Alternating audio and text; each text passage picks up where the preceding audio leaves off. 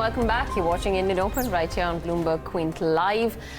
Good morning, Neeraj. Rest of Asia still seeing a little bit of tepid trade this early morning as SGX Nifty itself is showing you a cut of about 0.2%, but we are still encouraged by yesterday's move.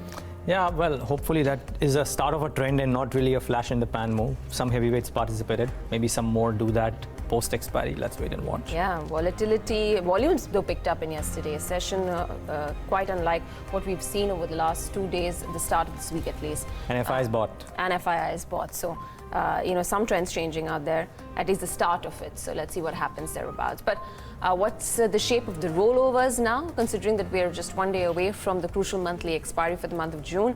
Agam Vakil joins in right now with more details. Agam.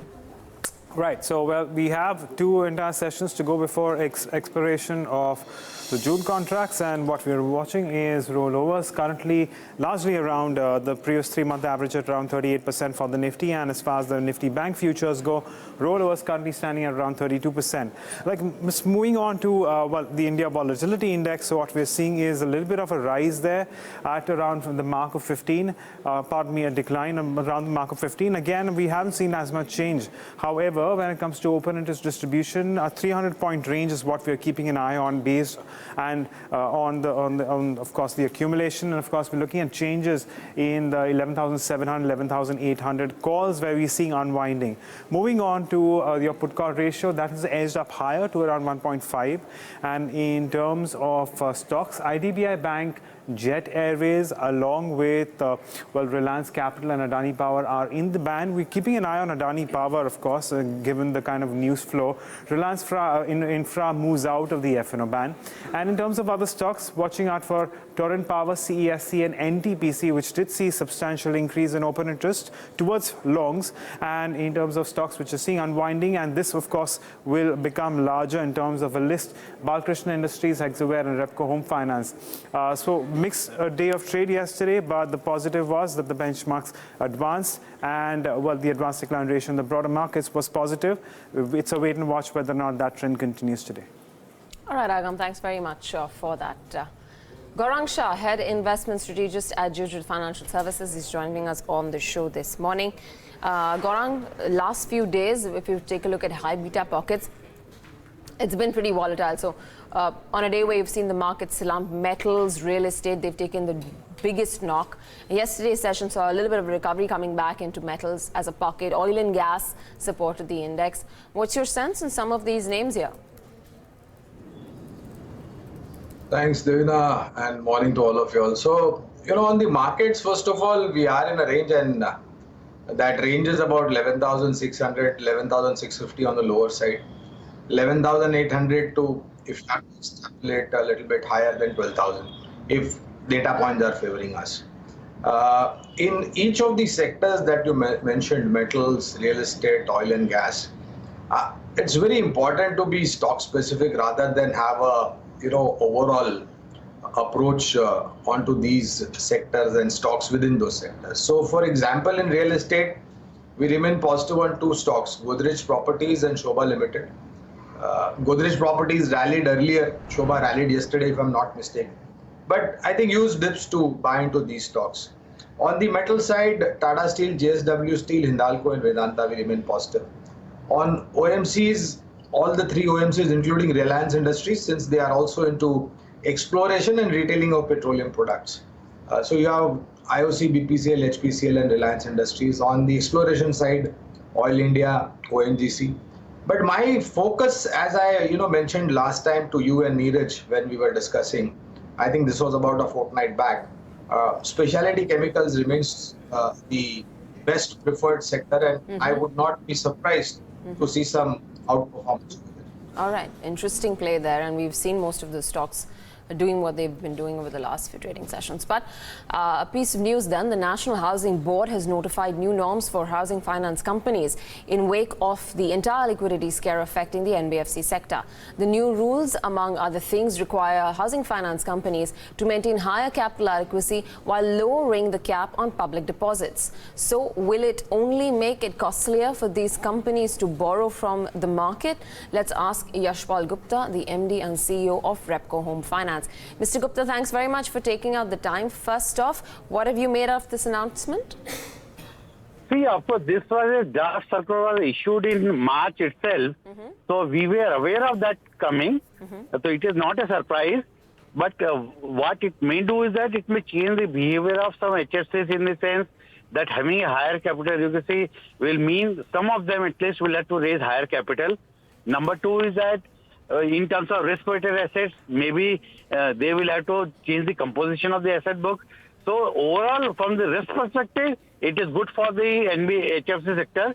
But yes, some of the larger HFCs who have just borderline capital adequacy ratio will have to raise additional capital. As far as we are concerned, we are quite okay because our capital adequacy is 24% and our book is retail granular book where the risk-weighted asset is also lower. Okay, so not much of an incremental difference for you as such. The other point being the borrowing limit. You've been directed to trim that to up to 12 times of the net owned fund versus 16 times over the next 3 years. Is that something that would probably limit your lending abilities? It will to some extent, but only on paper, because actually if you see, most of the HSCs anyway have a debt equity ratio of not more than 10:1. Like in our case, it is 6.67. So 12:1 still provides a lot of cushion to us.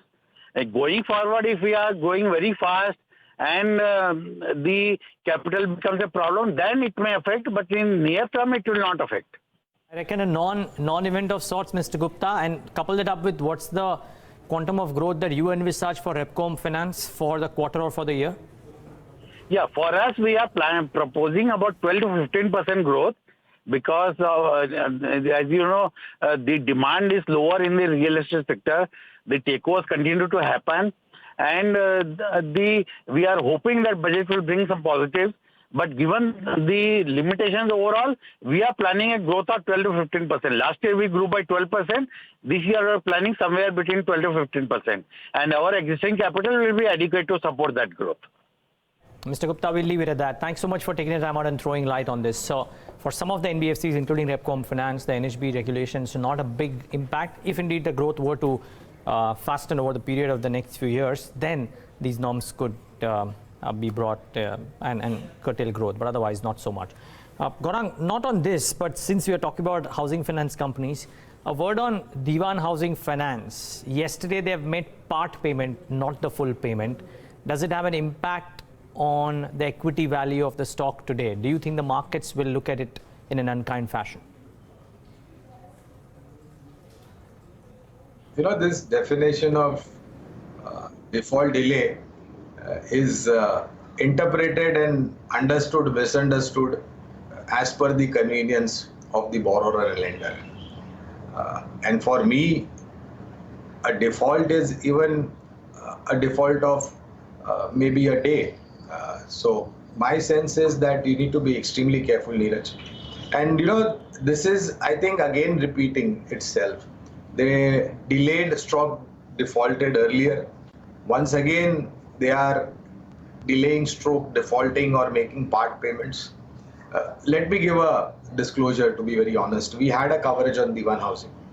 But since the time all these episodes started unfolding and we started to see those sharp corrections from 500, 600 odd levels, we decided to drop the coverage because we were not comfortable with the kind of stories, with the kind of news flows and the statements that were coming out.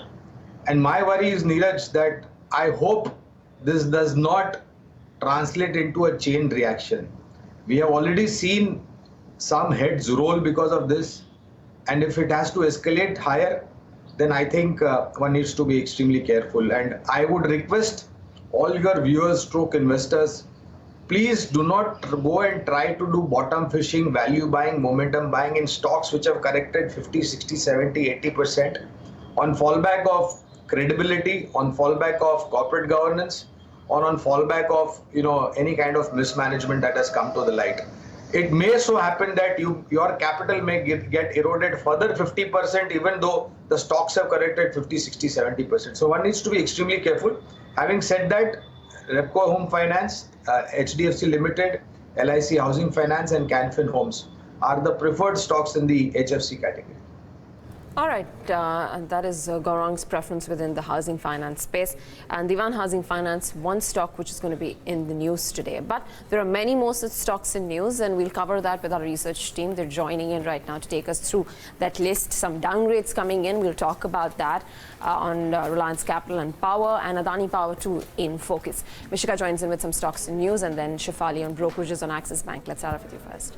Yeah, so the first stock we're looking at is DHFL. Now, the company's made only a part payment for the commercial papers coming up for redemption on Tuesday. They've paid up 150 crores towards the maturity of the CPs. The total payment that was supposed to be made was 375 crores. So DHFL says that the balance 225 crores will be paid over the next few days once the surplus cash flow position of the company improves. Then we have Reliance Power. ICRA's downgraded the long-term and short-term ratings for Sasan Power, and the outlook has been changed to negative from stable. The downgrade was due to the deterioration in financial risk profile of Reliance Power, and the company strongly disagrees with the revised ratings assigned by ICRA. They believe that ICRA is not appropriately factored in the company's strengths while assigning the revised ratings. There's another downgrade on the list today, Reliance Capital. Brickwork Ratings downgraded the long-term debt program and market-linked debentures rating to BBB from A, and the short-term debt program has been downgraded to A3 from A2+. Now, Brickwork has stated that this action was primarily taken due to the limited growth prospects of the company and due to the uncertainties of the impact from issues raised by PwC, the statutory auditor, and their subsequent resignation. The company protests and disagrees with this revision in ratings. The next stock on our list is Adani Power. A consortium of lenders led by Axis Bank have approved the resolution plan to acquire GMR Chhattisgarh Energy. Now, post-transaction, Adani Power shall hold 100% stake in the company, of which 52% stake is to be acquired from lenders and 48% from the GMR group. GCEL owns an operational 1,370 megawatt supercritical thermal power plant in Raikheda, Raipur district of Chhattisgarh, and the plant consists of two units of 685 megawatts each, commissioned in June 2015 and April 2016 respectively. Godrej Properties plans to raise 2,100 crore rupees via QIP at a price range of 912 and 928 rupees. The firm plans to use the funds for working capital needs to repay debt and invest in its units. Now, the QIP is done at a discount of 5.5 to 7.1% to the current market price, and it will lead to an equity dilution of 9% on expanded equity base. Lastly, let's look at the important bulk deal for today. Red Bloom Investments, which is an arm of Warburg Pincus, sells 1.4 crore shares of ICICI Lombard in a bulk deal, and Society General buys 29 lakh shares. All right, Mishika, thanks very much for that. Axis Bank in focus, brokerages, what are they saying? Well, two brokerages have come out with their notes on Axis Banks, and both of them have raised the target price on the bank. So starting with JP Morgan, they're saying that the franchisee has levers to deliver on the ROE guidance of about 18%, but execution will be really important to watch out for. So a couple of things that they have mentioned in their note, that credit cost normalization will happen, but it will be very gradual for the bank, and in this challenging environment, the competitive times that we are in, the margin improvement will be a difficult task. Also, the bank's risk up in high ROA areas such as unsecured, retail and commercial banking will need to be monitored very carefully. In fact, that is one area which couple of banks are getting very aggressive in, and that is a bit of concern or a need to be watched carefully. Macquarie has also put out a note, and they're actually saying that it's not yet HDFC Bank, but they still like it. So in past couple of weeks, we've seen couple of voices saying that can Axis Bank be the next HDFC Bank, but they're saying that probably not yet, but still they've upgraded it to an outperform rating versus a neutral call earlier, and have raised the target price by about 22% to about 925 rupees per share. They're saying that the focus is going to be on the working capital, transaction and flow business, and also they have now two senior executives from HDFC Bank who are going to bring in some of the best practices from the bank. They actually met up with the wholesale banking head, now with the Axis Bank, who was earlier with the HDFC Bank. So they're actually looking forward to how the division actually unfolds from here on. So those are the two brokerages that have come out with their notes on Axis Bank today. All right, guys, thanks very much for that. So keep an eye out on all of the stocks that were mentioned. Gaurang, you said you like Godrej Properties. Now, made record highs in yesterday's session. Intraday went to about 1,004. Did not manage to close there. But, what are you basing this long call on? And how much more upside is left, according to you, in Godrej Properties? So, Devina, I also mentioned that Godrej Properties has already rallied to a great extent. And I also mentioned that one should possibly use corrections to get into both Godrej Properties as well as Shobha Limited. First of all, I think whatever has happened to the real estate sector in terms of, bringing in discipline, because the real estate sector was, is, and will be considered, the bad boy of the market, high beta sector as we call it. And whatever has happened in the last couple of years, whether it is with respect to Real Estate Regulation Act, demonetization and GST, I think a lot of discipline is now visible, and there is a lot more to be done. And there is also a big, mergers, acquisitions, which is likely to happen. Some of it has happened, some of it is still pending. And stronger balance sheet names like Godrej Properties, Shobha Limited, Prestige Estates, Oberoi Realty, Mahindra Life.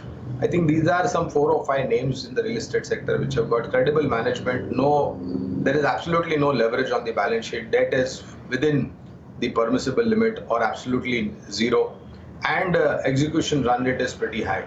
And whatever the government is doing with respect to affordable housing, housing for all, Pradhan Mantri Awas Yojana, if cement has to come under 18% bracket, I hope it happens. I was expecting this time in the GST Council last week, they would bring down cement from 28 to 18. It did not happen. I hope it happens next time in the meet or in between if there's any possibility. Then I think all this will translate into a lot of positivity. And more so, we also believe that price correction is there in the real estate sector, whether it is more of residential and maybe not so much of commercial. And there is likely possibility that you are going to see whatever properties or assets which have been held by the builders, developers, will definitely start getting liquidated into the market. And that would again bring in anywhere between 5 to 10% correction, depending upon geographies and location. So there is potential to grow, what I'm trying to say, but use dips to buy into Godrej Properties, Shobha Limited and Oberoi Realty. You can definitely enter at current levels as well. Okay, well, Gaurang, stay on. So much more to talk about. Watch out for some of these real estate companies. I think a piece of research that we did and put out on the website suggested that how some of the Bangalore-based players are actually faring much better on the pricing front as well. And the recovery in Bangalore real estate seems to be a lot more pronounced. So maybe, just maybe, the likes of Sobha, Prestige, etc. would tend to benefit as a result of this. Let's wait and watch what happens there. Okay, full tilt towards charts. Before we get in our experts, quickly first get in our special segment Bloomberg Edge underway, wherein Yash Upadhyay tells us about a pattern that the terminal has thrown up on a stock. Yash, what's the stock on your radar today? Good morning. Morning, Neeraj. So we're looking at Lupin on the charts, and there's a buy signal coming in on a proprietary Bloomberg indicator, which is the trender indicator. But like always, let's just try and understand what the indicator is and how do you interpret it. The trender indicator basically uses the average true range for the purpose of calculation and helps generate a buy or a sell signal. How do you interpret it? You go long when the trender line flips its color from red to green, and you go short when it changes its color from green to red.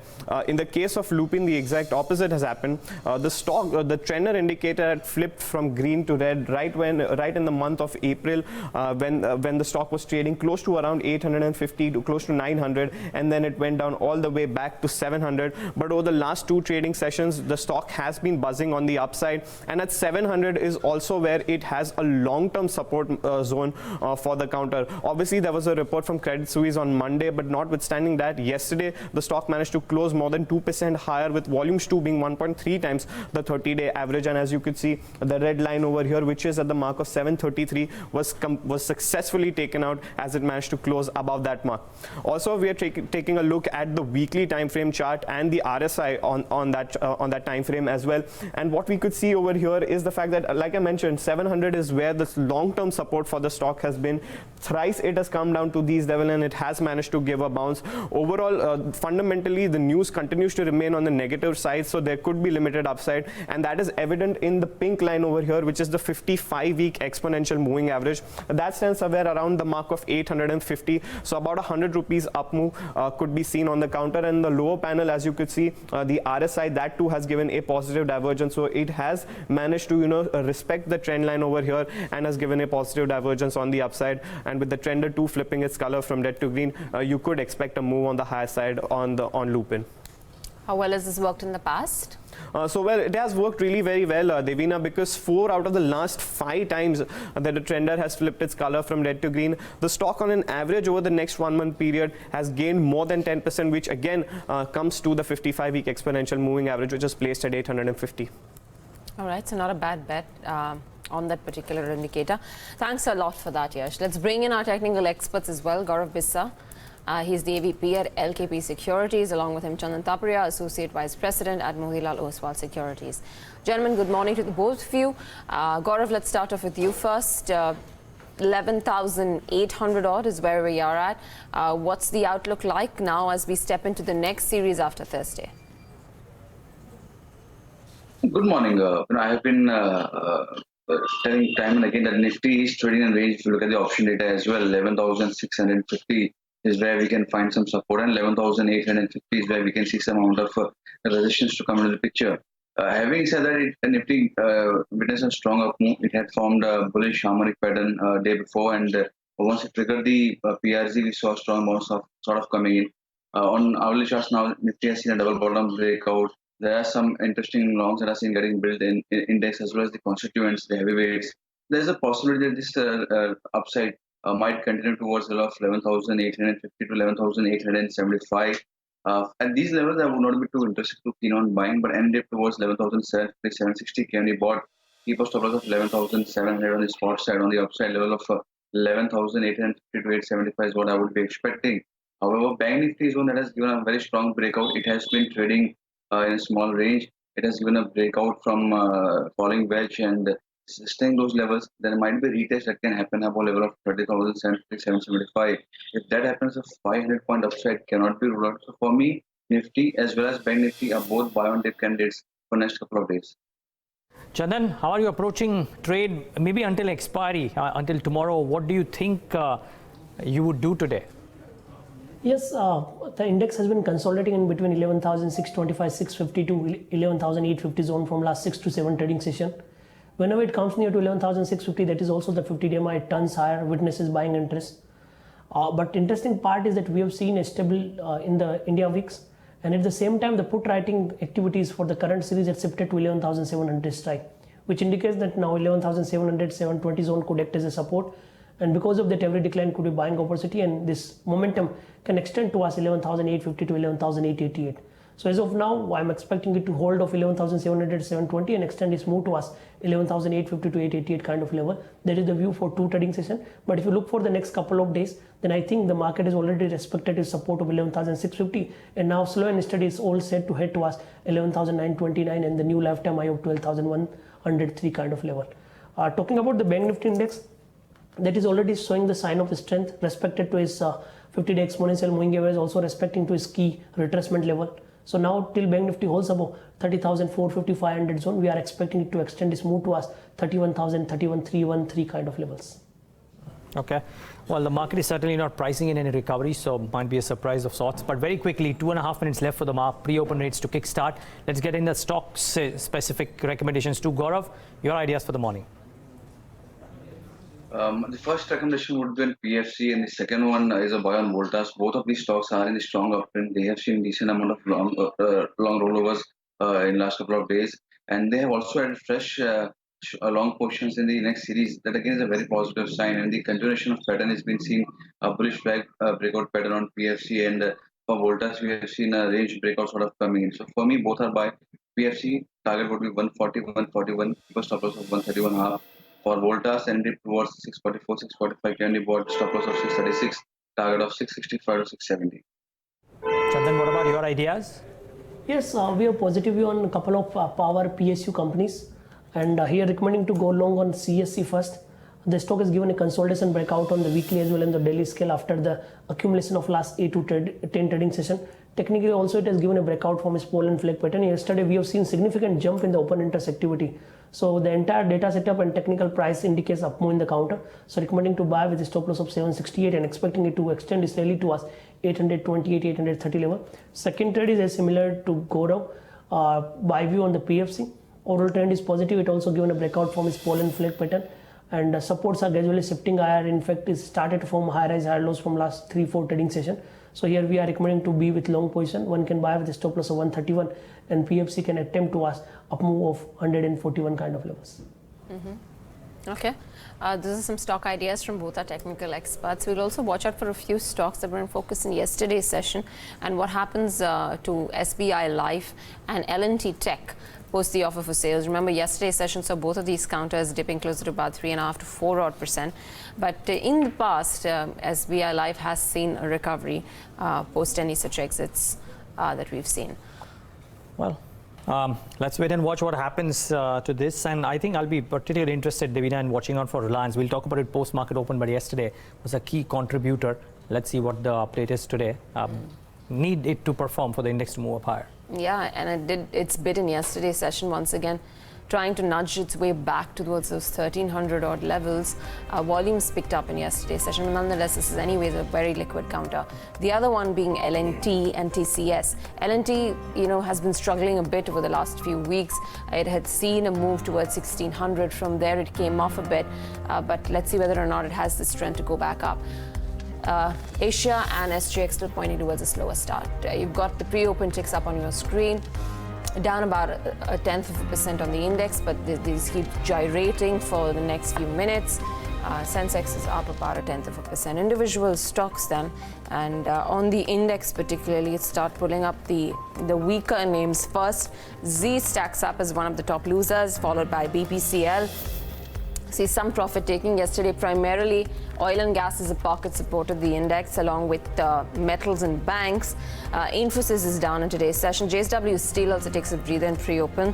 ICICI Bank, India Bulls Housing is down 1%. Tech Mahindra, Tata Steel, M&M, Ultratech Cement are some of the weaker names in trade today. Amongst the stronger ones, IndianOpen Bank stacks up at the top, about 0.75% higher. Eicher Motors, Axis Bank, Britannia trading higher in trade as well. Maruti Suzuki at 65.60. Some weakness for the currency, 69.44 versus a close of 69.34 in yesterday's session. The yields will come up in a bit, but just want to mark a couple of stocks. One of them is Jet Airways, the other one is Devon Housing Finance. DHFL has done only part payment. Let's see if that one is reacting. Jet for now 8% lower, but volatile stock. Tomorrow is the last day of it being in the F&O space. And DHFL too, these are initial ticks as yet. We don't quite know if that is how it will open up, but the news certainly not the most positive. Let's see if DHFL continues to react negatively. I doubt that the stocks like Manappuram, etc. will have such a big downtick. These are just initial rates. So let's give these rates a chance to stabilize and then talk more about them. The bond yields, by the way, have come up on the screen, have started off. Okay, they will start off in just moments from now. I reckon that they would be around that 6.8 kind of a mark, 6.9, excuse me. And they are opening around those levels only. So no, hardly any change from yesterday's session. I think it stiffened a bit yesterday too. It's just inching its way northwards. Yeah, well, let's wait and watch if that march continues. But by and large, the move across yields across the world is on the lower side. So don't quite see a reason why our yields should be higher in times of even inflation being capped. Let's wait and watch. However, we'll talk more about this with an expert a bit later on in the show. For now, let's get in Sumit Sarkaru-Johnson now with the brokerage calls of the morning. Sumit, what are brokerages saying? Well, on the brokerage calls for the morning, first we have is Edelweiss on BHEL. Now they have downgraded the rating on the stock to reduce from buy and have cut the target price to 60 from 85. Now, according to the brokerage, BHEL is unlikely to generate a revenue growth beyond 6 to 8% over the next 5 years, which would also limit the improvement in its return ratio, says the brokerage. Along with this, the balance sheet and the cash flow of the company is unlikely to revive as the state electricity boards account for nearly 50% of its receivables, and currently the balance sheet of the state electricity boards are also weak. Also, the new opportunities which are expected to come in the next 3 years, they will be not a big game changer for BHEL, says the brokerage. The second one we have is on Quess Corp, where UBS has maintained its buy rating but have cut down the target price on the stock to 865 from 1080. Now, according to the brokerage, the company's management has changed its management's earlier strategy has misfired, but they are now correcting their strategy, which is currently being ignored by the market. Now, Quess Corp share price have corrected by nearly 50% in the last 1 year, largely due to investor concerns on acquisitions done by the company in unrelated businesses, aggressive accounting adopted by the company, along with that increasing working capital and uncertainty over recovery of some investments have weighed on the share price of the company. Now, because of this, the brokerage also believes that the concerns are all priced in for Quess Corp, as currently the shares are trading at a discount of nearly 50% to its 3-year average. Also, the management of the company has taken corrective steps, like they have temporarily halted their inorganic growth plans. Along with that, they are also focusing now on improving working capital of the company and on reducing losses in one of its subsidiary, that is Monster. And because of these reasons, the brokerage has still maintained its buy rating for the stock and believes that the concerns are now done for the company. Chandan, thanks a lot for that, Samit. Chandan, I want to bring that to you. Quess Corp, are you tracking this one? See, talking about the Quess Corp, however, we are not closely tracking, but looking at the technical setup, the stock is continuously making lower top, lower bottom.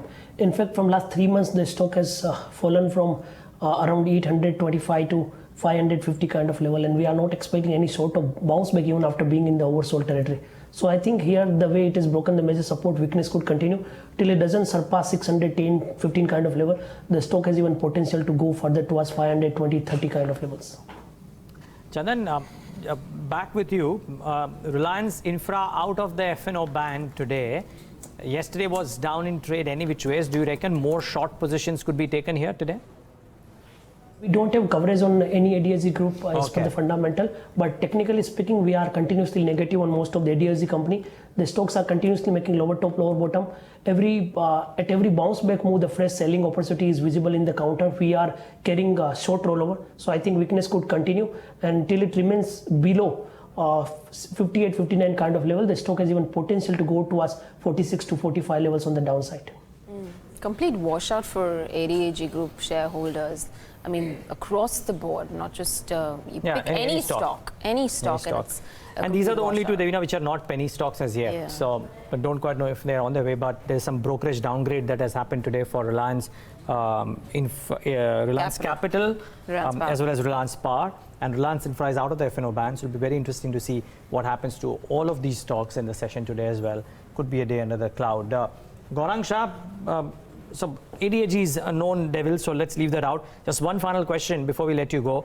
Adani Power, highly indebted company, but they have gotten the clearance from bankers for the Chhattisgarh plant, a unit of GMR as well. What do you think happens to Adani Power here? What should a shareholder do? Well, Neeraj, it's pointless and mindless to waste your time on groups like ADAG Group. On Adani too, we do not cover any of the companies on Adani, so I will refrain to comment on Adani Power. But having said that, since the question is on power generation, we like Tata Power and NTPC, and along with that, we like power transmission companies, distribution and transmission companies like Power Grid and REC. Okay, fair call. Maybe it is pointless to look at ADAG for sure, but interesting news for Adani Power for sure in the session today. But Gaurang, a list of ideas shared by you today. Appreciate those and appreciate you taking the time out and joining us today.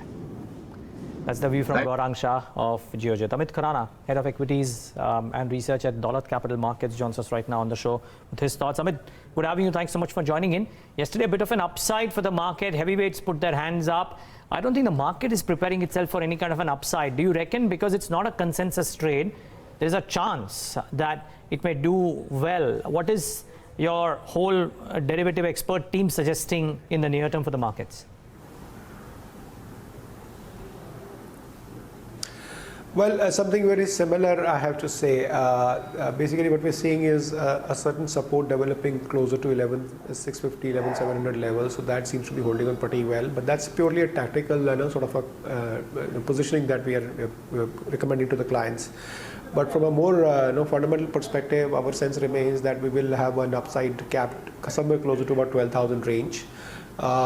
And moving beyond that materially looks quite challenging given the environment that we are in, which has its share of concerns and challenges for the valuations to move up substantially. And therefore our sense is that over the next few weeks, we will probably do a yo-yo between a broader range of 500 points on the Nifty. And depending upon how the news flow at the domestic front and the global front works out, we'll probably take a more decisive shift somewhere in the next 3 to 5 weeks. That's our internal consensus, and we're waiting and watching broadly on that sense.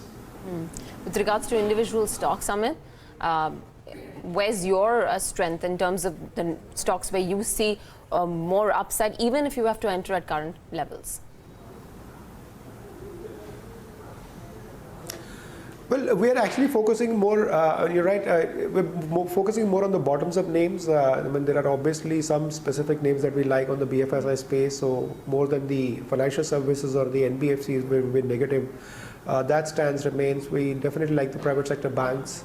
Within the PSU space, while there seems to be a lot of, shall I say, expectations from some of the names, we have essentially limited ourselves to only SBI as a preferred bet.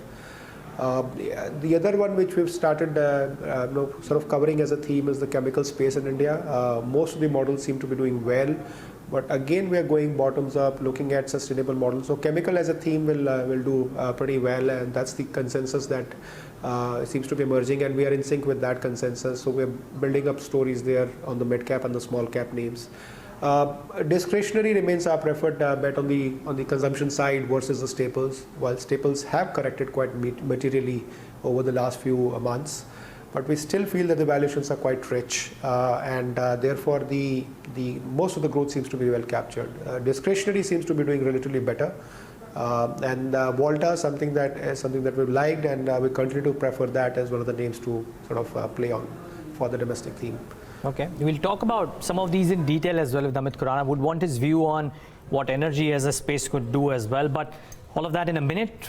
Since we are just minutes away from market open, let's tell you all that you need to know to stay ahead in trade today. First up, liquidity crunch has returned to haunt Devon Housing Finance. It has repaid only part of the commercial paper that was up for redemption on Tuesday. 12 investors who invested in the CP have been paid on a proportional basis. The stock likely to start off 7% lower. GMR Chhattisgarh Energy's resolution has reached its conclusion. A consortium of lenders led by Axis Bank has approved Adani Power's resolution plan. Housing finance companies are in focus after the National Housing Bank has notified that their capital adequacy needs to be raised to 15% by March 2022 from the earlier 12%. Deterioration in financial risk profile of Reliance Power has led to ICRA downgrading the long and short-term rating of Sasan Power Unit. HDFC Mutual Fund has raised its stake in TV Today Networks to 7% from 5% from the open market. And lastly, in key brokerage calls, Edelweiss has downgraded BHEL to reduce from a buy. It has also cut its price target to 60 rupees from the earlier 85 rupees. Well, shouldn't surprise too many people, but well, that's BHEL for you. Some upgrades on Axis Bank for sure, but the newsmaker has to be Devon Housing Finance. We spoke about it briefly with Gaurang. He didn't have quite a strong view there. Just wondering if Amit Khurana has a view here. Amit, how do you view this event? Second time in a month missing full repayment. Is this a sign of troubled times, and therefore would the equity value deteriorate further? I'm not asking whether you will buy or sell this stock, but do you reckon that fundamentally the equity value could deteriorate further? Well, the risks are open to all these names. I mean, they've had stupendous growth for so many years, but obviously the strength of those models is getting tested. And without getting into specific names, I think these will continue to have challenges for the next so many years, and ultimately they will have their own sort of decay over a period of time. Our take remains that while the systemic level risk seems to be much better mitigated, much better sort of managed, with the central bank now supporting liquidity for most of the system, But I guess there will be always a one-off situation which will ultimately go down and literally, the businesses will eventually, essentially end. So we would probably, definitely not like to look at these names, and really doesn't make sense to really allocate too much of time and effort looking at these kind of, potential stories which may ultimately become multi-baggers, who knows what. But our sense is that the equity is anyway more or less gone on most of these NBFCs which have faced troubled times. And therefore, it makes sense to look at sectors and themes which are far better capitalized. And in that context, private sector banks seem to be far better placed. I mean, not that they don't have their share of problems, but there is enough to play around in terms of portfolio allocations, and therefore, we will not look at these kind of names. Okay. Would want Amit's views on some of these agrochemical names as well, since he spoke about specialty chemicals. But that post-market opening, we're just about 1 minute and 30 seconds left to go for market opening. The pre-open suggesting that we've got a downward bias at open by 0.25% under 11,768. Is where the Nifty is likely to open up at. The banks are also witnessing some amount of pressure. But time now to get those top trading calls from both our technical experts. We've got Gaurav, Bissa and Chandan Taparia. I'll start off with you, Gaurav, first on your top call for the day. For me, it would be PFC with the kind of data it has seen, kind of breakouts and the momentum it has been showing so far, and the resilience in otherwise choppy markets. And I think this is one that can be on the radar. Good consolidation has been followed by a breakout. It can head towards 140, 141. I would play with PSC for next couple of days. And then, what about you? I'll take CSC, expecting fresh leg of rally, stop loss 768 and expecting to head towards 828 levels. Okay. Chandan, we'll let you go on that note. Thanks much for taking the time out and being with us. Gaurav, you can stay on. We'll just take in your thoughts post-market open as well, because the markets are likely to start off about 0.25% lower, but banks may be doing a tad bit better. Watch out for Reliance Industries in the session today as well. Big surge in trade yesterday. Let's see if there is more in store, and if Reliance indeed does well, then you could expect the larger market momentum to not crumble, because it will help play a key role in holding the index up higher. But this is how the equity markets are starting off this Wednesday morning, the penultimate day of the current expiry. About 0.25% lower for the Nifty. The Sensex and the Nifty Bank will be marginally lower as well, about 0.25% or thereabouts. The Nifty slightly more. The Sensex to about 0.33% though. The Nifty Bank not as much. The mid caps and the small caps should come up on your screen, and they too should start off in the red. Yes, they are. So marginally in the red for the small caps, mid caps about 0.25% as well. Not too much on the indices. Let's get the heat map going and see what individual stocks are doing in the session today. A lot of red, very little green. This is very similar to how we started off yesterday, just that the quantum of the cuts is a lot lower. So Indiabulls Housing Finance, the top loser, about 1.5% lower. Z Entertainment, 1% lower. BPCL and IOC have started off lower amongst the top losers. Yes Bank about 1% lower, Bajaj Auto about 1% lower, HDFC slightly low as well. So those are the top losers. Reliance Industries starts off in the red, but marginally in the red. What's gained? NTPC marginally higher in trade, Power Grid about 0.5% higher, Sun Pharma is slightly higher. Don't see Axis Bank reacting too much to the upgrades that it has gotten. It is not gaining. Axis Bank is marginally in the red. But yeah, no big gainers or losers on the index. NTPC is the top gainer, 1.2%, and BPCL is the top loser, 1.2% lower. So not much happening on the indices. I just have one stack of names that I want to highlight before I hand it over to Devina for what's happening across the broader end of the spectrum. The DHFLs and the ADAGs of the world, let's see what they are doing. So DHFL 5.5% lower. Reliance Infra out of the ban, but not reacting too much as yet. Reliance Capital though down another 3.5%, so that one is looking slightly adverse. Devina, what are you spotting? All right, so let's take a look at some of the other housing finance companies as well on the back of the NHB notification. So starting off with the Repco, Canfin Homes. While Devon Housing Finance is doing what it's doing on the basis of its own news, the others are also not doing a whole lot much. They're down marginally in trade today. Adani Power is the other one.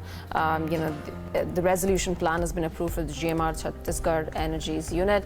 The stock's marginally higher by about 0.2%. Godrej Properties made record highs in yesterday's session. Whether or not the setup for today is also on the similar path. No, it doesn't look like.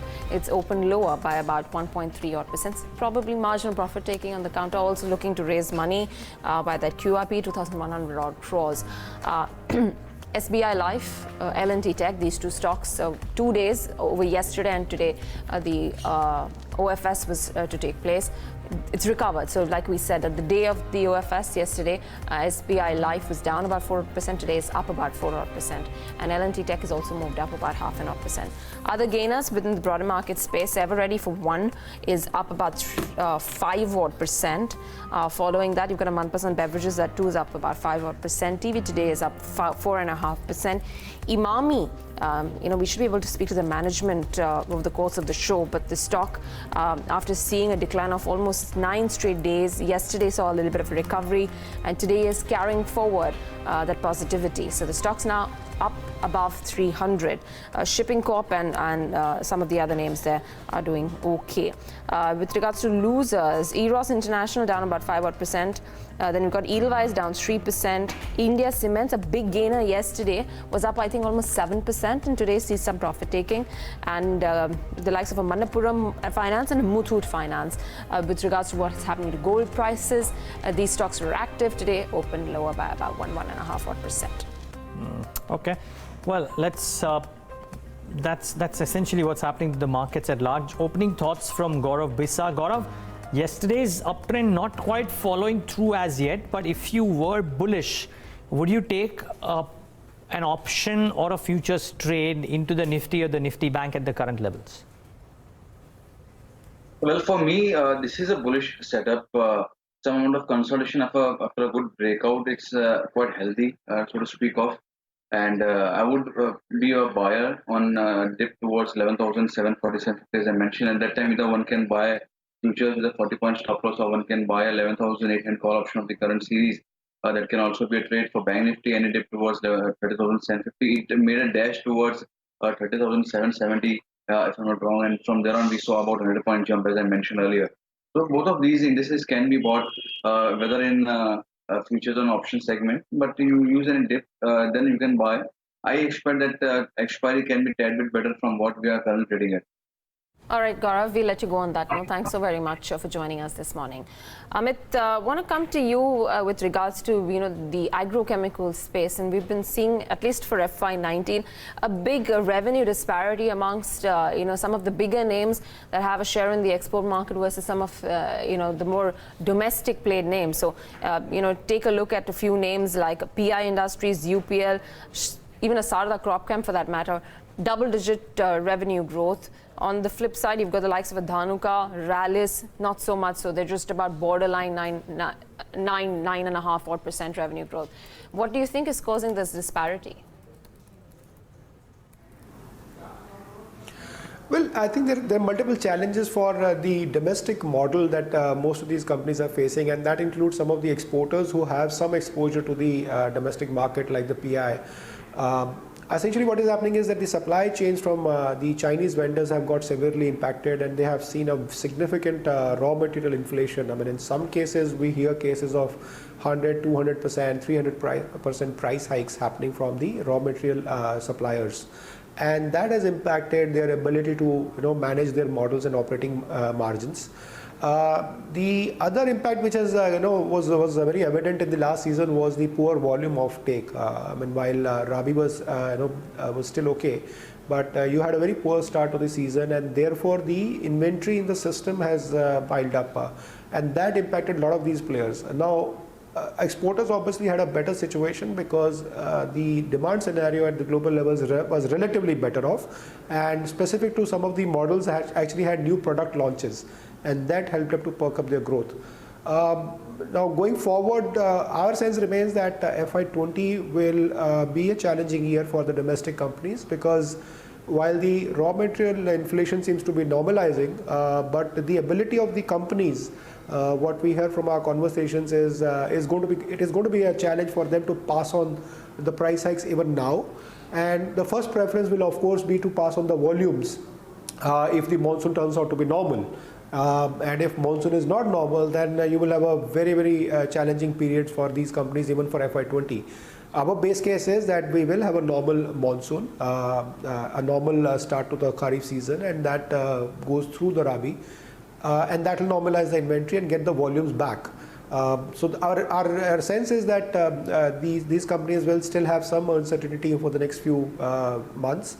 And therefore our preference is for the exporters to play out for the agrochemical space, and there our preference remains for PI Industries as the top pick. Nonetheless, the management at Dhanuka is not pretty gung-ho on the prospects of Q1 of FY20 because of the fact that any which ways monsoons were delayed.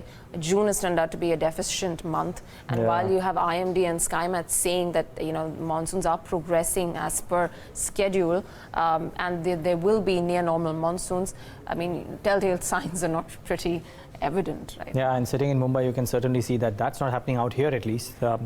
Hopefully, things improve sooner rather than later. Amit, it's not a pocket that too many people track fundamentally, but I'm just looking at the 7-day performance of the PSU Banks and the PSC index as well, the Public Sector Enterprise Index, Nifty CPSE, Nifty PSC, Nifty PSU Bank, all of them have gained. They're amongst the best performers. Run up to the budget, the PSUs are moving up. What is this? Expectations of some key reforms coming in, or is it some recapitalization announcement which the government has partly said what they will do, leading the PSU banks up higher? Well, yes, I think that the substantial part of that is essentially on the expectations that the Jalan Committee report will put a framework for the transfer of excess reserves from the RBI, and that money being utilized to capitalize the PSU banks to a large extent.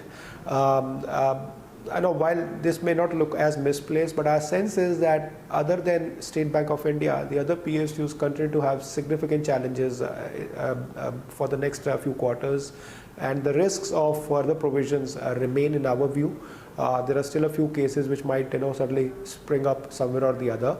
But from a broader PSU pack, other than banks, I think there are a few select names here and there. I mean, the only one which has started looking interesting to us is NTPC, but that's a PSU in its own right. It doesn't really need that kind of support in terms of funding requirements. I mean, there's nothing other than that very exciting to us. I mean, these are seasonal variations that we tend to see. So therefore, I would probably keep my comments limited to those kind of names only. Okay. Fair call.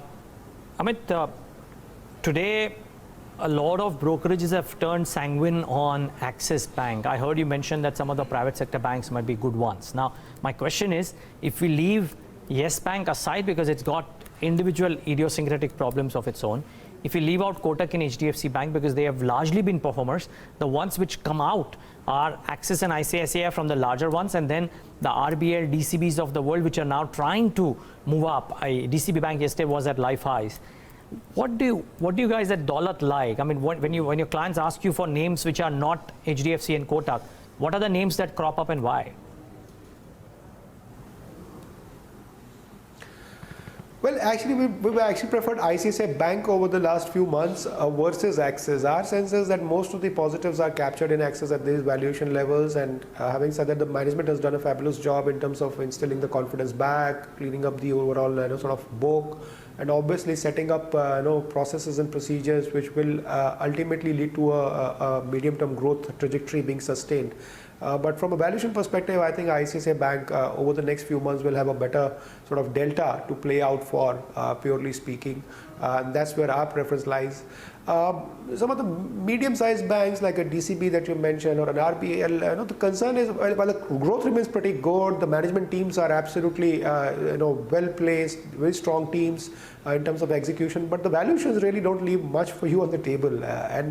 You're essentially buying the optimism, essentially at the upper band of the valuation zone, and that sort of makes us a little uncomfortable.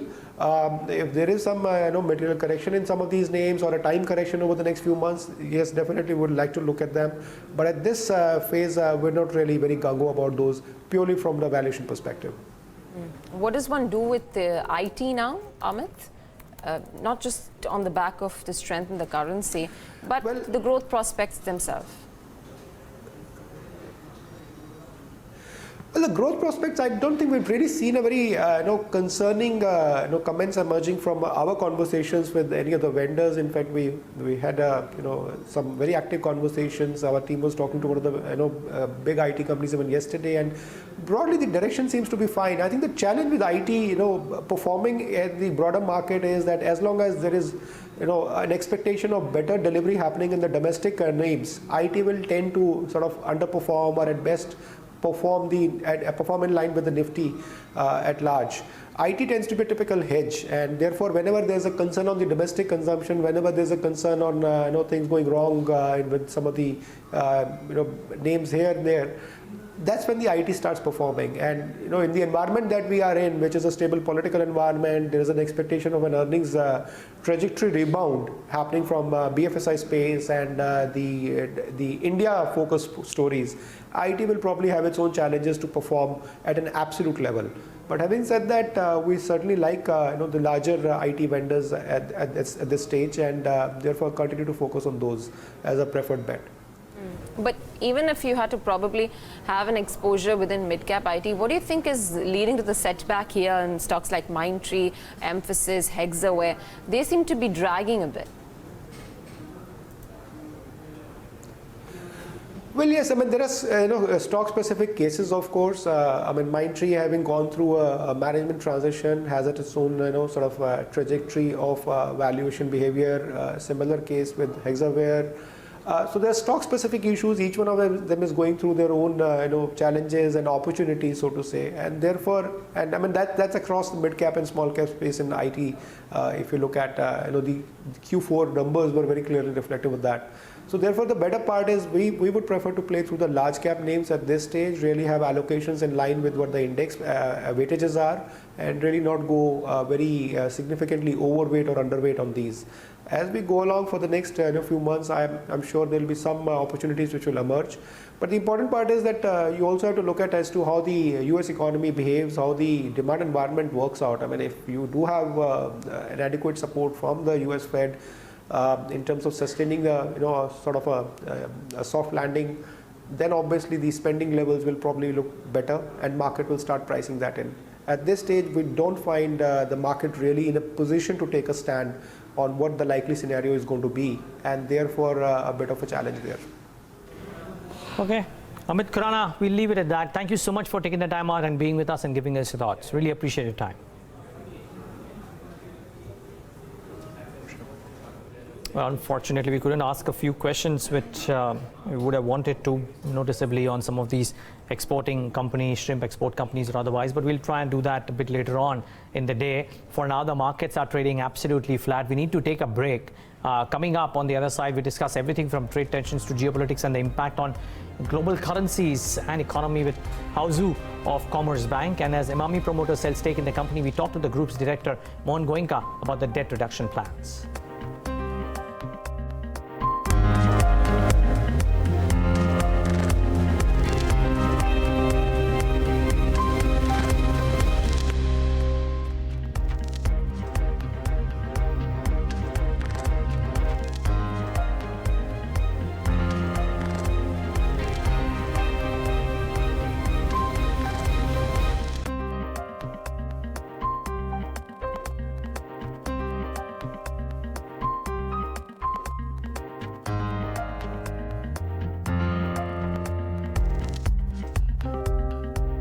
How many places can you be at once? What if we said 7?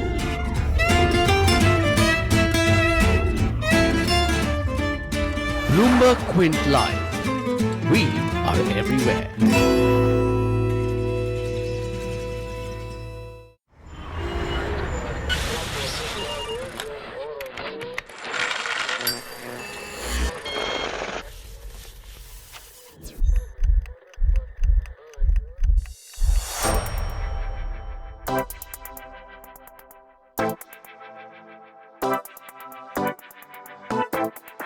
This is a show which gets you a complete wrap of all the stocks that are buzzing in trade.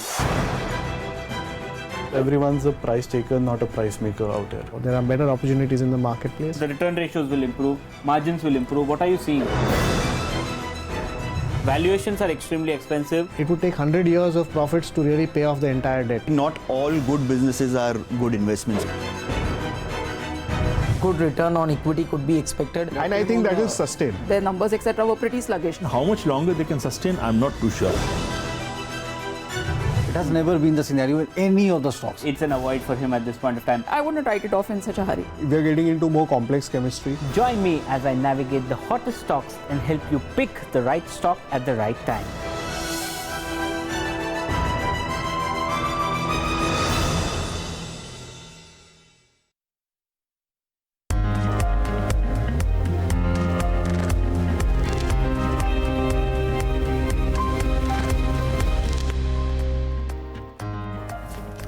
Back with Indian Open right here on Bloomberg Quint. Donald Trump's threatened Iran with obliteration. Just one of the many fronts that the US has been posturing over the past few months. His Secretary of State, meanwhile, has arrived in India to try and mend relations that have soured over the last few days. While the world waits for some concrete action on trade war and action on Iran, commodities and global equity markets have been gyrating for quite some time now, and currencies have been interestingly impacted as well. Add to that the bond yields and the correction thereof. So how does one separate the wheat from the chaff, and what's the best way to trade right now? What's the best way to look at different asset classes right now, and the money markets more importantly? Let's put those questions to Zhou. He's Senior Director and Emerging Market Economist at Commerzbank, joins us right now from Singapore. How good having you. Thanks much for joining in. Just wondering what's your sense on how long does this low yield scenario last, if indeed the opinion of the equity markets is anything to go by? People anticipate lower rates and thereby even lower yields over the course of the next few months. Yes, I think it's very clear that it looks like all the kind of low yield environment will continue over the foreseeable future.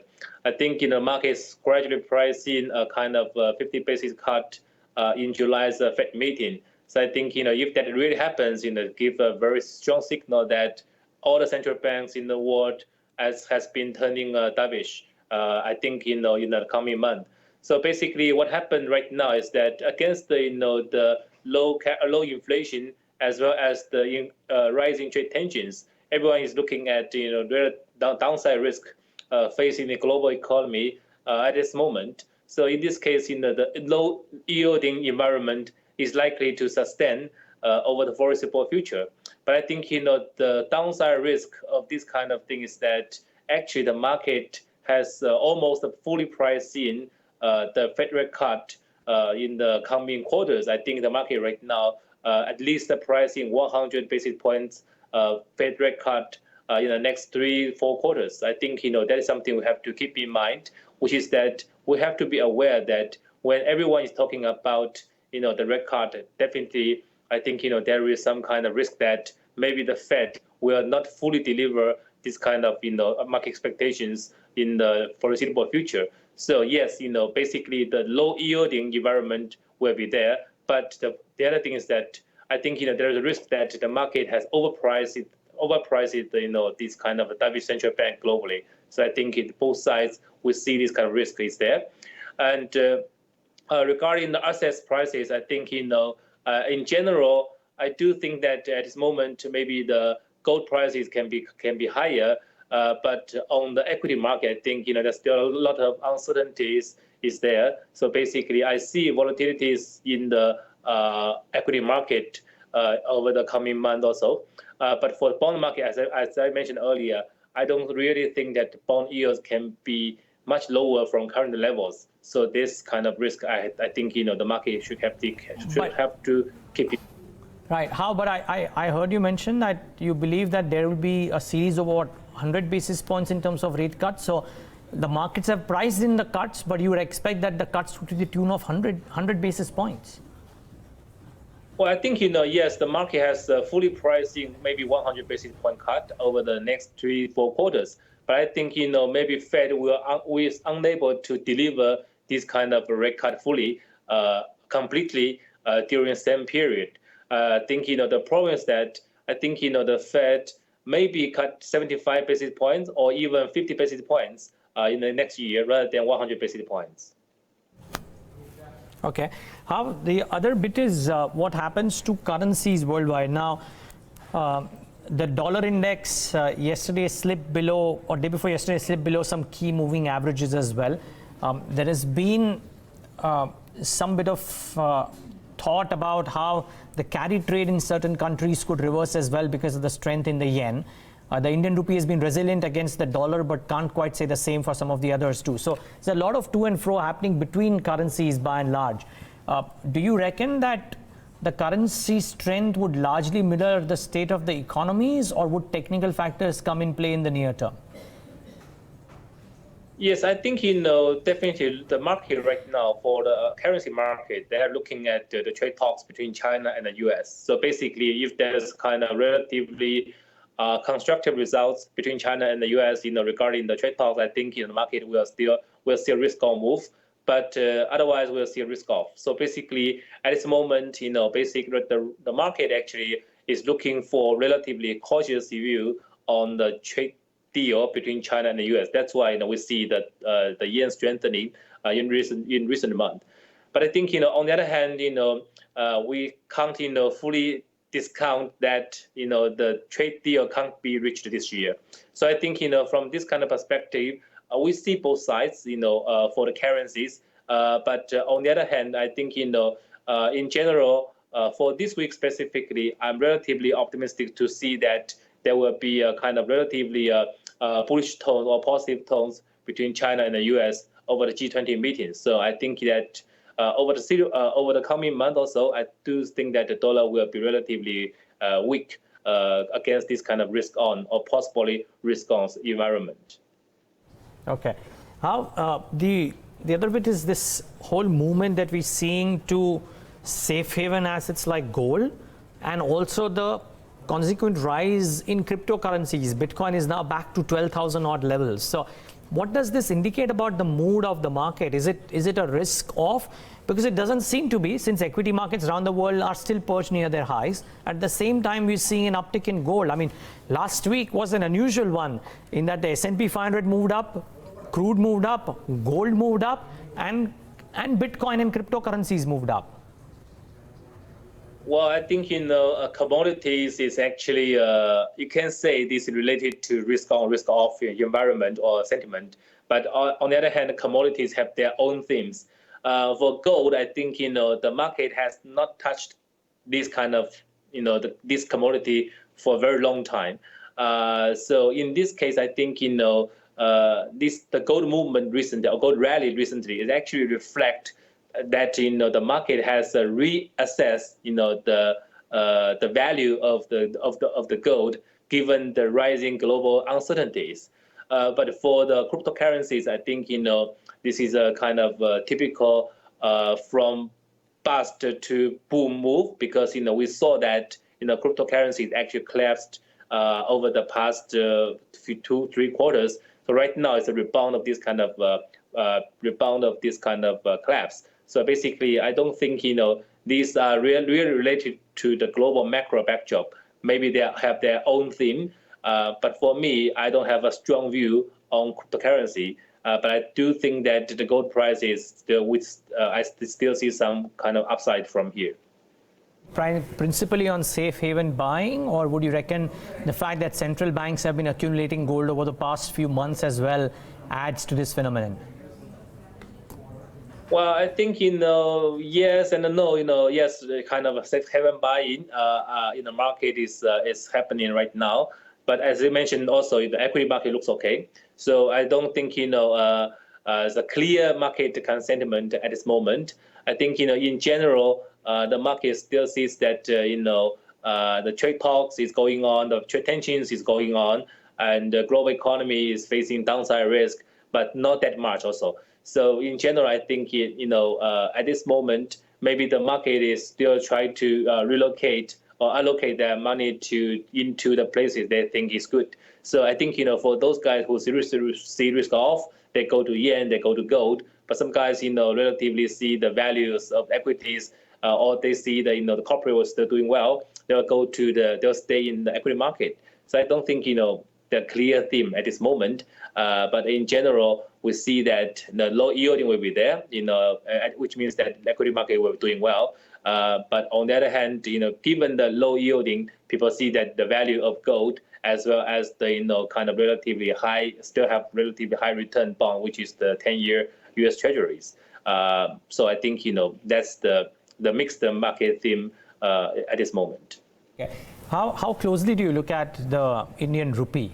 It's had 2 or 3 months of pretty sideways movement. The question marks on the strength of the economy in the near term because of a lot of disruptions that have happened in the recent past, and the RBI deputy governor resigning as well. Not that it has a big impact on the currency movement then, but what do you think happens to the Indian rupee in the near term? Well, I also don't have a very strong view on the India rupee at this moment. I think it looks like still relatively resilient, maybe below 70 for relatively long time period.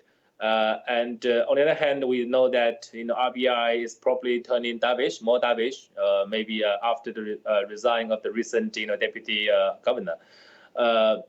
But I think that's fully priced by the market as well. The market sees 3 rate cuts from RBI for the remaining part of this year. So at this moment, dollar looks like relatively sideways. For dollar India, I think the market does not really pay too much attention to Indian rupee at this moment because for the past half year, Indian rupee is surprisingly stable. So I think the stability of Indian rupee will be there for a while. Yeah, I can imagine why. I can imagine you saying this because, as I said, I think the last 3 months at least, I'm glad you pointed out 6 months, but the last 3 months at least, the rupee is pretty much done nothing, which is not bad, maybe. A stable currency is always welcome. One last question, how, and that's on the strength of the Indian economy. How closely do you look at India? What do you think is happening? Because until a month and a half ago, almost everybody across the world was saying that the one market which will show growth and the highest growth amongst the major economies would be India. Would that be your view too? And is that a net positive for flows into India? I'm constructive on India, given the kind of China is slowing, trade tensions are growing, and on the other hand, India has relatively long-term kind of so-called demographic, dividends. So I'm really, from long-term perspective, I'm still very bullish on India. From short-term perspective, I think the most important thing will be the reform agenda from the Modi government. So if the government delivers the reform package quite solidly, I do think that India will still grow relatively fast. But again, against the global economy is slowing, which also means that we can't really imagine kind of too much upside for Indian economy as well. So still one of the faster growing economy in the world, but I don't think we can repeat like 7 to 8% growth all the time. So I think that is generally my understanding about the Indian economy. Very still robust, but very rapid growth. I think is also very difficult to imagine. Great having you, Hao. Thanks so much for taking the time out and speaking to us at Bloomberg Quint India. Thank you. Well, the equity markets are doing well for now, about 0.5% higher. The currency is okay. The bank nifty 150 points, so the upsurge continues, Devina. Oh yeah, and it's not a bad start to the day. Hopefully we can retain some of these gains as we move towards mid-afternoon session. But one stock in focus, and that is Emami. You've seen the stock moving the way it has over the last 10 trading sessions. The last 2 trading sessions have not been bad, actually. Emami Group promoters have sold another 10% stake in Emami on Monday to marquee institutional investors. They raised 1,230 crores to reduce debt at the promoter level and now hold nearly 53% stake in the company. This is the second time in this year that the promoters have sold shares in Emami. This is in line with the state objective of paring all of their debt in 6 to 8 months. Joining us now to talk about the debt reduction plan is Mr. Mohan Goenka. He's the director at the Emami Group. He joins us on the phone line from Kolkata. Mr. Goenka, thanks very much for taking out the time. So 53% right now is your holding in Emami. Are you looking to bring that down further? So we have been very clear that this is the last dilution as far as the Emami Limited is concerned. There would not be any further dilution of Emami Limited. So then, what exactly is the situation of the debt at the promoter level? And if you're talking about bringing that down over the next 6 to 8 months, what would the route be then if you're not looking at selling more stake in the company? Yeah.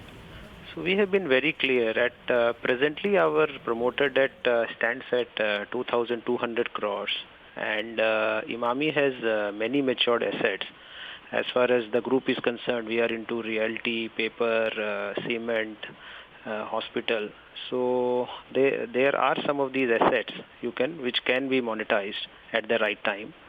We are very confident that we can bring down our debt to almost zero in the next 6 to 8 months. Using all of these avenues, like you pointed out, aside from Emami? Yeah.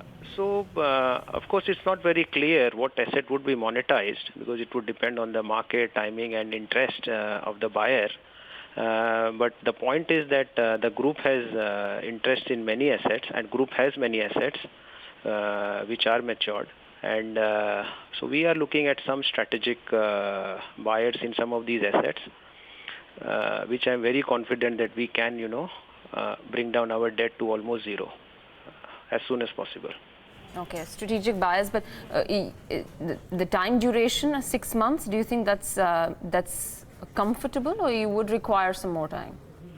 So it would depend on the market conditions, but what looks for now that we are confident there is interest in some of our assets. So I am hopeful that we should be able to get down to zero in the next 6 to 8 months. And the promoter pledges, Mr. Goenka, too, those would come down to, I think, 36-37% still? Yeah, so after the last round, it would come down to almost 37%. Right. And after we repay the entire 2,200 crores, it will come down to zero. Okay, fair call.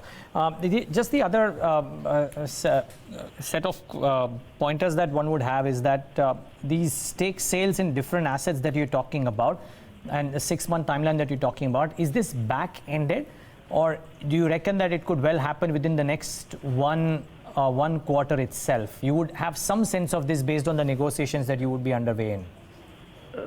To give very specific timelines would be very difficult because because these are very diverse assets, and we are of course actively looking to reduce our debt. That is the prime importance at this point of time. So let us see, once something materializes, you would come to know at that time. How is business looking, Mr. Goenka? I mean, the input cost pressures for a bunch of companies and the general consumption slowdown would have hit almost all FMCG companies. You wouldn't have been any different. How is it shaping up now? True. So markets have been a little dull during the election time, but what we are seeing positive is that the monsoon is setting in now, and June month has been slightly better than the April and May. So if the momentum continues what has been in June, then we are hopeful that we should be able to achieve good numbers going forward. Which has been a problem because of the last 2 quarters, there has been a considerable drag for Emami. Top line has seen a very modest pickup, raw material price inflation, and that doesn't seem to be going away anytime soon. So in light of all of these factors, is FY20 likely to be a better year for you as compared to FY19? No, definitely we have taken a lot of measures. As far as the input cost is concerned, see, that pressure is off for now because menthol prices have corrected. So I've been very clear that there would not be any erosion in as far as the EBITDA is concerned.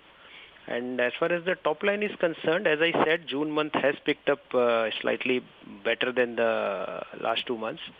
So if the momentum continues and monsoon sets in well, then I'm very confident we should be able to achieve good growth going forward. And that would begin first half of FY20 itself, or it will take some time? First half would be slightly dragged because April and May election time has been a little poor. But going forward, I think it should pick up in the second or the third quarter. All right. Mr. Goenka, sorry, I'm just going back to the point of reduction of your debt. I missed that question out before. But I believe you also mandated Nomura to go ahead and cut stake in Emami paper. What is the progress there? Yeah, so we have given the mandate. We have given mandate to Nomura for paper for looking for some strategic buyer. It could be anything. So it's not like we want to dilute 100% in any of the businesses. But it would depend on the interest of the buyers also. Okay. Got that. Mr. Goenka, thanks very much for joining us this morning. Appreciate you taking out the time. Thank you. All right, so that's the management at Emami Group saying that they want to bring down the entire debt of closer to about 2,000 odd crores in the next 6 to 8 months. But that's about it in terms of reducing their holding in the Emami Group. They don't want to pare down that anymore. So they're going to be looking at different avenues. Timeline of that obviously will be dependent upon the kind of interest that they get from those different avenues. Well, moving on, before we end Indian Open, here's a Bloomberg exclusive. The Indian government is set to be considering tougher rules for audit firms in the country. This move comes in the wake of the charges that have been levied on firms like Deloitte for lapses in the audit that they have done in the recent past.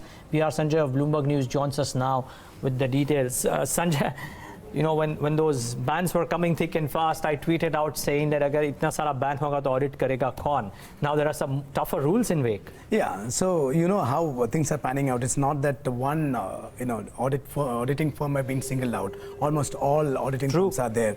To put things into perspective, it is at least these foreign firms, the big fours audit around 65 to 70% of the total listed firms in NSE, which is a big number. And most of these auditing firms are having Indian auditors. Just to give you a perspective, what happens if actual ban comes into effect. So here, Indian government is trying to do three things. One is they're trying to cap number of auditing firms which these big fours can do. Second thing is to put a cap on kind of a revenue generation they can get out of this auditing. So which will the government is trying to bring some sanity in. No, you can't have all.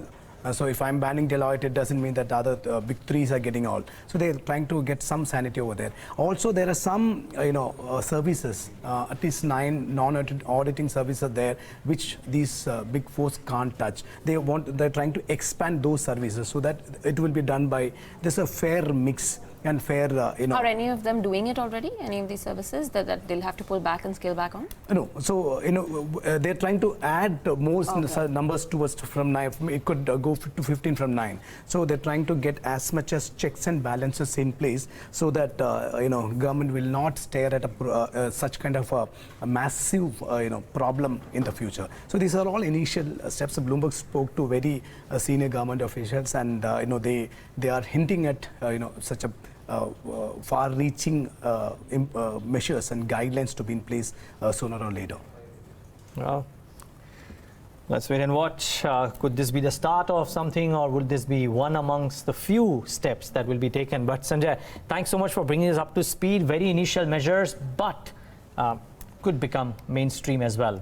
That's PR Sanjay with that Bloomberg exclusive. The markets looking okay, about 0.25% for the Nifty, about 0.4% for the Nifty Bank. Just want to mark what Reliance is doing because that was a big contributor in trade yesterday.